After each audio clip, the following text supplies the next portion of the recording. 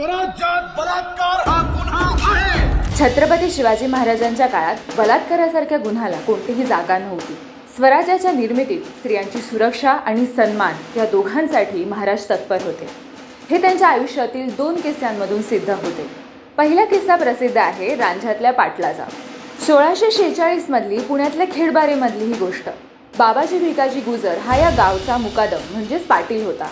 त्याने गावातल्या एका गरीब शेतकऱ्याच्या मुलीवर अत्याचार केला होता। ही गोष्ट जेव्हा महाराजांच्या कानावर पडली तेव्हा तातडीने त्याचे हात पाय कापून टाकण्याची शिक्षा दिली। बलात्कार केल्याबद्दल याचा चौरंगा करावा। आपल्या रयतेतल्या मुलींच्या अब्रूची काळजी करणारे महाराज त्यावेळेस फक्त 16 वर्षाचे होते। दुसरी घटना आहे बेळवाडीच्या किल्ल्याची।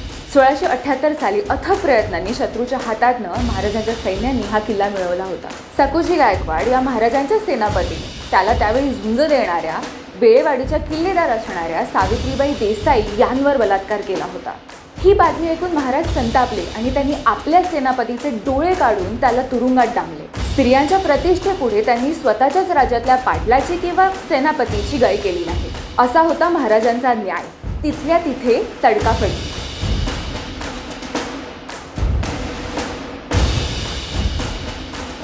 तुम्हाला काय वाटतं?